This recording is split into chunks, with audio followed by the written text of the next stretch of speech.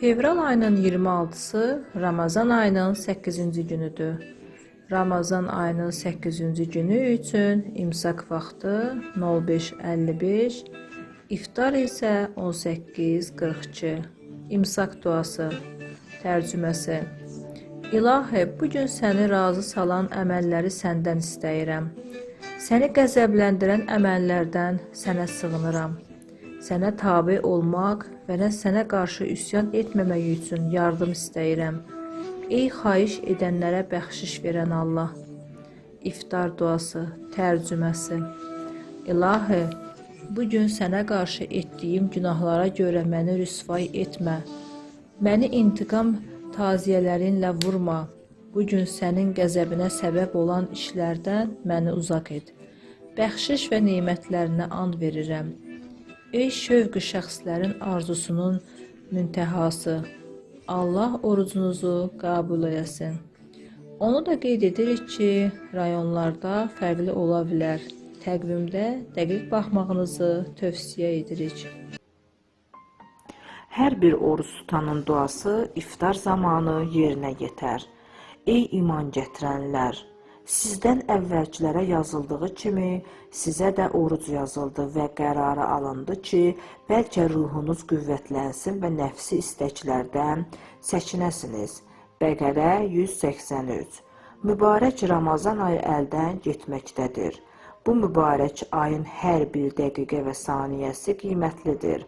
Bütün ilahi dinlərdə orucun xüsusi yeri və əhəmiyyəti olmuşdur. Orucun fəzilətinə aid çoxlu hədislərimiz vardır. Tibyan. Allah Taala qüdsi hədisdə orucun əhəmiyyəti haqqında buyurur. İnsanların bütün işləri özləri üçündür. Orucdan başqa mənim üçündür. Mən özüm onun mükafatını verərəm. Oruc qalxandır. Ona görə də əgər oruc olsanız, pis və nalayiq sözlər deməyin. Fəryad çəkməyin. Əgər kimsə sizə nalayiq söz desə və sizinlə vuruşsa, ona deyin ki, mən orucam. Məhəmməd salavatullah canı əlində olan Allaha and olsun ki, oruc tutan ağzıyı Allah yanında müşrik iyindən daha ətirlidir. Oruc tutanı üçün iki zaman sevinclidir. Biri iftar zamanı və biri də Allahla görüşəcəyi zaman. Oruç tutanın bir neçə imtiyazları vardır ki, onlara işarə edək. 1. Oruc bədənin zəkatıdır. Həzrəti Peyğəmbər salavatullah buyurur, hər bir şeyin zəkatı vardır və bədənin zəkatı orucdur. Həqiqətən də oruc insanı, bədənini saflaşdırır və insanı Allaha yaxınlaşdırar. Oruc insan ruhunu paklayar və insanı daha itayətkar və müti edər. Oruc insanı kamala yoluna yönləndirər. Həzrəti Peyğəmbər salavatullah bu haqda buyurur. Oruc tutan həmişə ibadət halındadır, hətta əgər yatsa belə.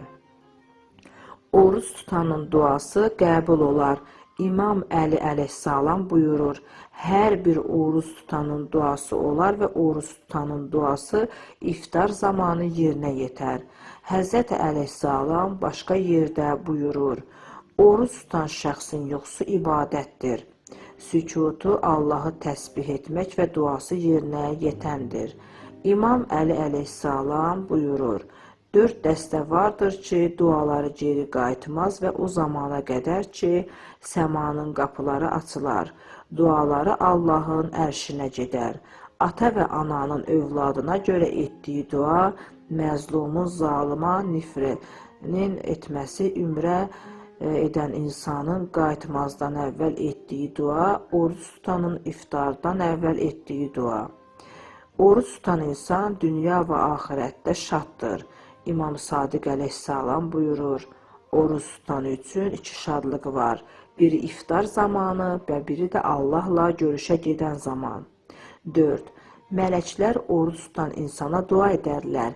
Həzrəti Peyğəmbər salavatullah buyurur, oruç tutan heç bir dəstə arasında yemək yeməz, hazır olmaz, məgər o halda ki, əzaları Allahı təsbih edər, mələklər ona salavat göndərərlər.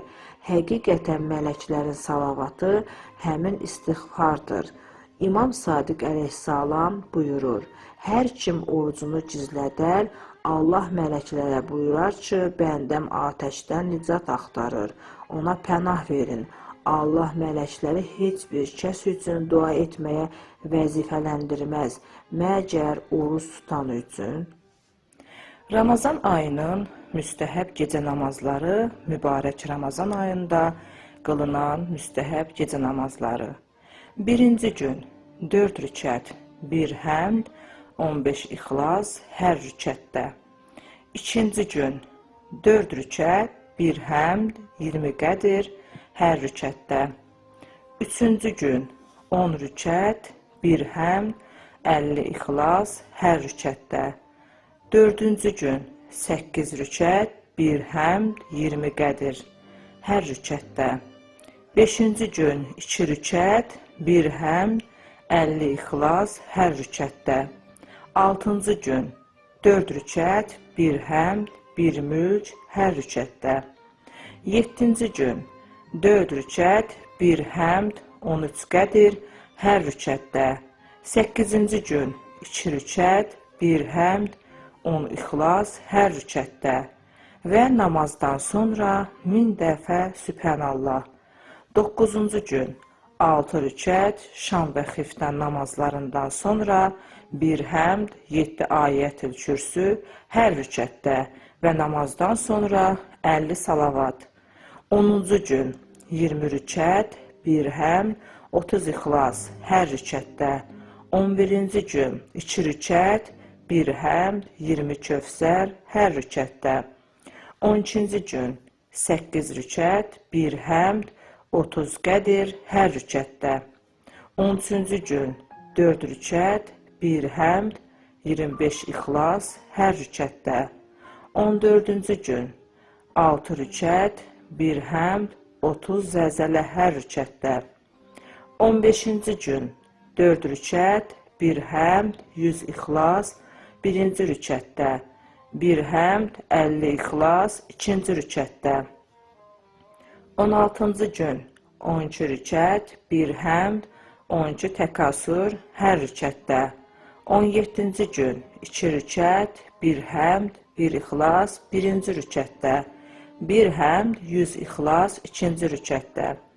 18-ci gün 4 rükət, 1 həmd, 25 kövsər hər rükətdə. 19-cu gün 50 rükət, 1 həmd, 1 zəlzələ hər rükətdə. 20-ci gün 8 rükət, 1 həmd, 1 istənilən surə hər rükətdə. 21-ci gün 8 rükət, 1 həmd, 1 istənilən surə hər rükətdə. 22-ci gün 8 rükət, 1 həmd, 1 istənilən surə hər rükətdə. 23-cü gün 8 rükət, 1 həmd, 1 istənilən surə hər rükətdə. 24-cü gün 8 rükət, 1 həmd, 1 istənilən surə hər rükətdə. 25-ci gün 8 rükət, 1 həmd, 10 ixlas hər rükətdə. 26-cı gün 8 rükət, 1 həmd, 100 ixlas hər rükətdə. 27-ci gün 4 rükət, 1 həmd, 1 mülk, 28 ixlas da oxuna bilər hər rükətdə.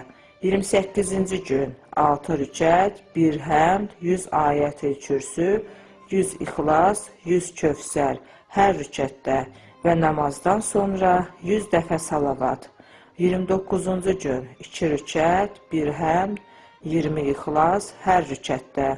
30-cu gün 8 rükət, 1 həmd, 20 ixlas hər rükətdə və namazdan sonra 100 dəfə salavat. Hansı hallarda oruç tutmaq haram yaxud da məkruhdur? Şəriətin ümumi məsələlər barəsində 5 hökmü var. Vacib tərk olunmasına icazə yoxdur. Haram tərk edilməsi tələb olunur. Müstəhəb vacib deyil, amma icra etsən savabı var. Məkruh tərk etsən yaxşıdır, amma yerinə yetirmək haram deyil. Mübah nə cəzası var, nə də mükafatı.